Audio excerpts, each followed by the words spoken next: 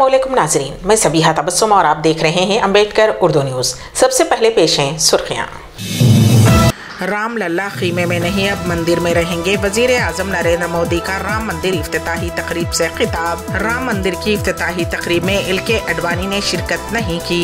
Hyderabad airport पर एक खातून मुसाफिर के पास से 41 करोड़ रुपए की हेरोइन जब्त। और बिल्किस बानो केस में मुजरिमीन दोबारा जेल की सलाखों के पीछे। और अब खबरों की तफसील। वजीर आजम नरेंद्र मोदी ने राम मंदिर की प्राण प्रतिष्ठा तकरीब को एक नए दौर के बाब से ताबीर किया है। प्राण प्रतिष्ठा तकरीब से खिताब करते हुए वजीर आजम नरेंद्र मोदी ने अदलिया का भी शुक्रिया अदा किया। उन्होंने मंदिर की तहरीक में हिस्सा लेने वालों को भी खिराज पेश किया। वजीर आजम ने यह भी कहा कि वो लॉर्ड राम से माफ़ी के तलबगार हैं, क्योंकि उन्हें सालों तक उनके हकीकी ठिकाने पर नहीं रखा जा सका। वजीर आजम का कहना था कि अब राम को शामियाने में रहना नहीं पड़ेगा। कुल हिंद मजलिस इत्तेहादुल मुस्लिमीन के सदर व रुकन पार्लियामेंट हैदराबाद बैरिस्टर असदुद्दीन ओवैसी ने कहा कि बाबरी मस्जिद की शहादत पर कोर्ट का अफसोसनाक फैसला हुआ है और संघ परिवार व आरएसएस के बढ़ते हुए फैसले बीजेपी हुकूमत की मनमानी का नतीजा है। प्रेस कॉन्फ्रेंस से खिताब करते हुए उन्होंने तशवीश का इजहार किया। उन्होंने कहा कि तमाम सियासी जमातें तारीख को मस्ख करते हुए पेश कर रही हैं। राम मंदिर की इफ्तिताही तकरीब में एलके अडवाणी शरीक नहीं होंगे।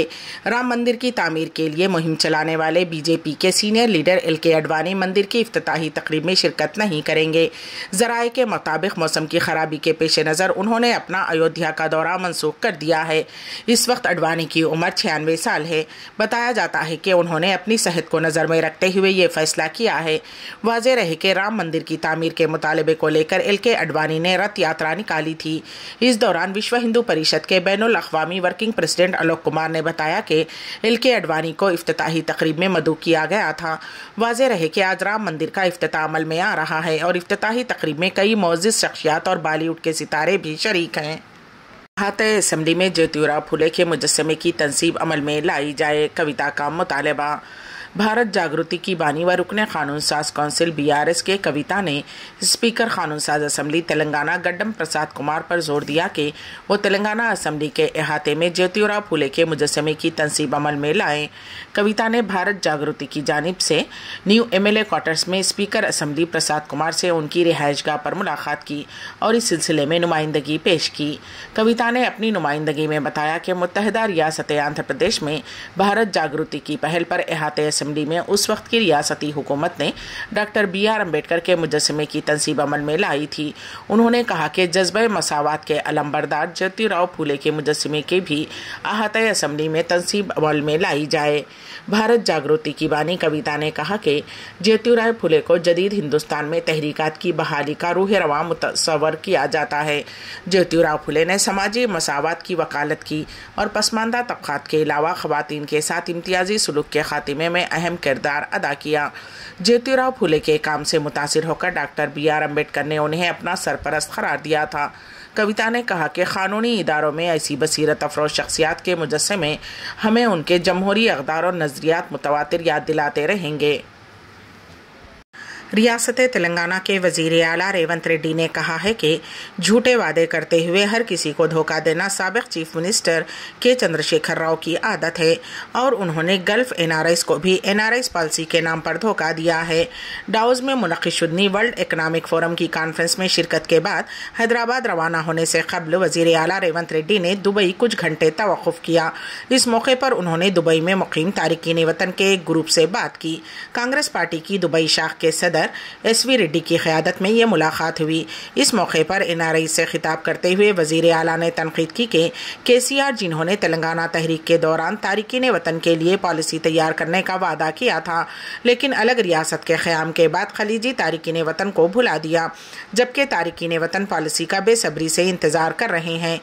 वज़ीर आला रेवंत रेड्डी ने वाज़ेह किया कि उनकी हुकूमत तारिकीन वतन की बहबूद के लिए पाबंद अहद है और इस सिलसिले में बहुत जल्द पॉलिसी का ऐलान करेगी। रहेगी।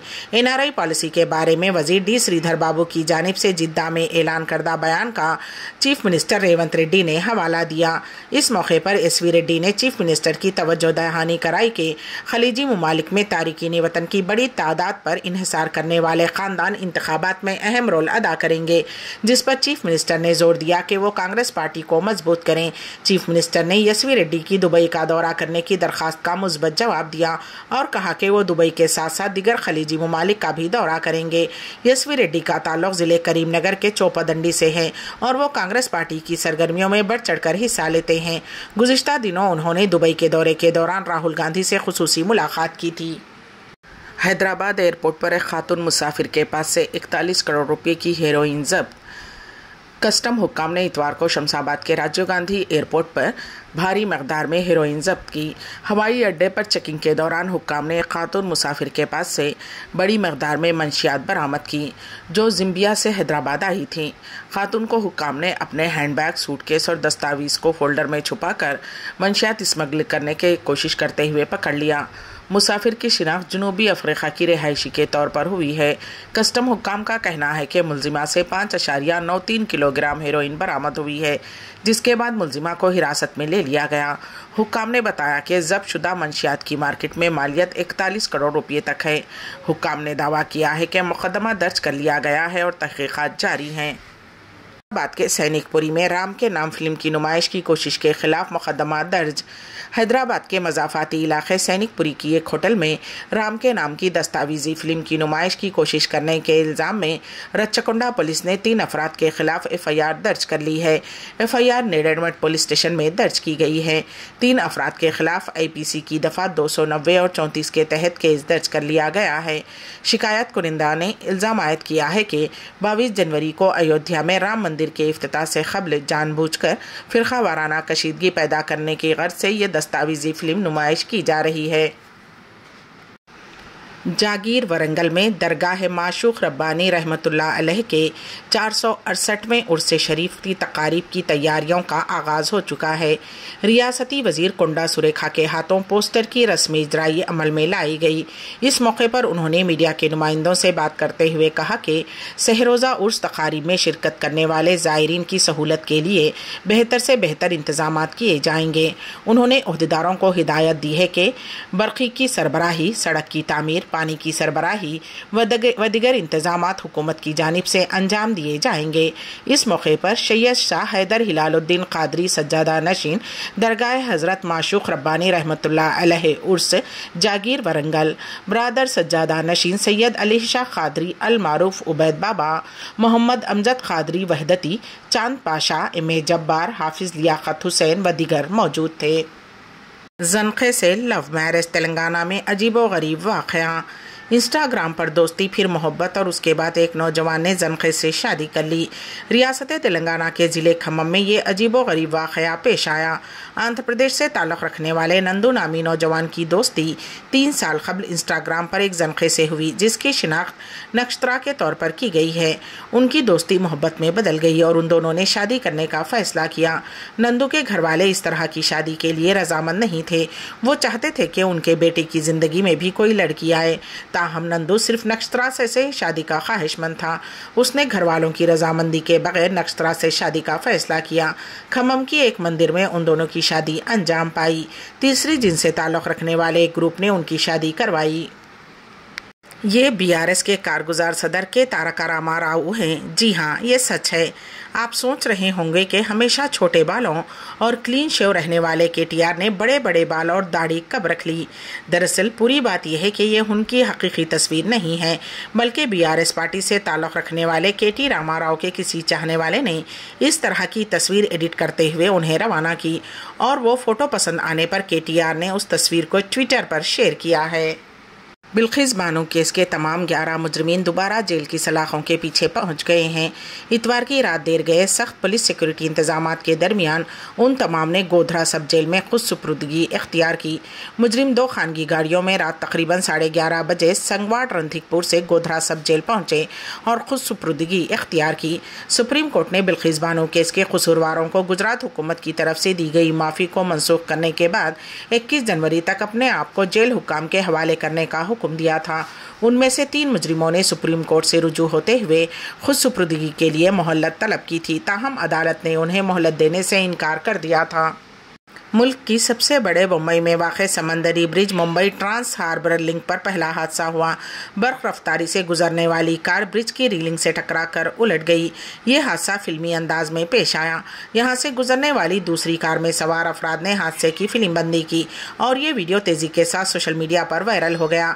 ये हादसा उस वक्त पेश आया जब चरले से मुंबई की सिमत एक कार जा रही थी। उस कार में 2 खवातीन और 3 बच्चे सवार थे। हादसे में वो जख्मी बताए गए हैं। जख्मियों को इलाज के लिए हॉस्पिटल मुंतकिल किया गया है। इस समंदरी पुल से जहां मुंबई बैनुल-अक़वामी हवाई अड्डे और नवी मुंबई बैनुल-अक़वामी हवाई अड्डे को बेहतर राब्ता फराहम हो रहा है, वहीं इस पुल की तामीर से मुंबई से पुणे, गोवा और जनूबी हिंदुस्तान के सफ़र का वक्त भी कम हो गया है। वज़ीर आज़म नरेंद्र मोदी ने मुल्क के इस सबसे तवील समंदरी पुल का इफ्तिताह किया था। अटल सेतु तकरीबन 17,840 करोड़ रुपए की लागत से बनाया गया है। यह हिंदुस्तान का सबसे लंबा समंदरी पुल है। इसकी तामीर में कई तरह की टेक्नोलॉजीज इस्तेमाल की गई हैं, जिन्हें हिंदुस्तान में पहली मर्तबा इस्तेमाल किया गया है। हिंदुस्तान के सबसे तवील समंदरी पुल अटल सेतु में इस्तेमाल होने वाली रोशनियों से आबी माहौल को कोई नुकसान नहीं पहुँचेगा। कर्नाटक के शिमोगा में पीर के रोज़ राम मंदिर की इफ्तिताही तकरीब के दौरान एक मुस्लिम खातून और कुछ हिंदू कारकुनों के दरमियान झगड़े के बाद कुछ मिनटों के लिए तनाव का माहौल रहा।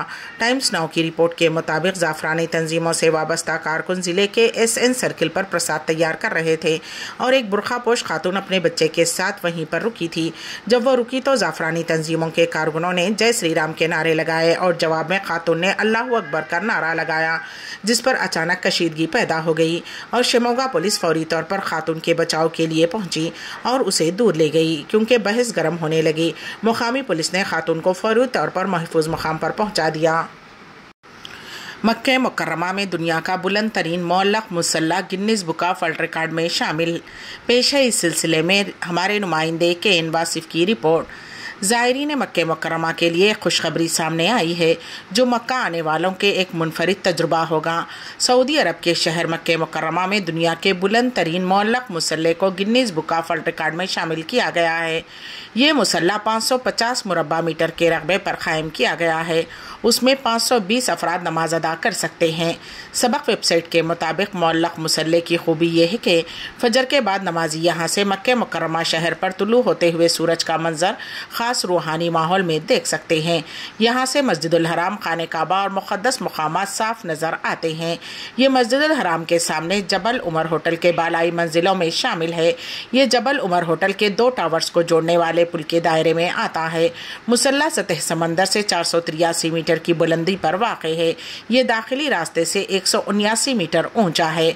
मुअल्लक़ मुसल्ले का डिज़ाइन क़दीम अरब डिज़ाइन और असर हाजिर के फ़न तामीर का खूबसूरत इम्तजाज है। अरबी रस्मुल ख़त की तहरीरों ने उसके विक़ार और हुस्न को दोबाला कर दिया है। अस्माए हुस्ना खूबसूरत रस्मुल ख़त में तहरीर है जो अजीम इस्लामी विरसे का पता दे रहे हैं। जबल उमर डेवलपमेंट कंपनी के एग्जीक्यूटिव चेयरमैन खालिद अल उमूदी का कहना है कि Guinness book of world record में मुअल्लक़ मुसल्ले का इंदराज पर खुशी है। ये इस बात का सबूत भी है कि हम ज़ायरीन को मुनफरिद तजुर्बा से मुतारुफ़ करवाने का जो अहद किए हुए हैं, इस पर पूरा उतर रहे हैं। अम्बेडकर उर्दू न्यूज़ के अख्तिताम से क़ब्ल दोबारा सुर्खियों पर एक नज़र।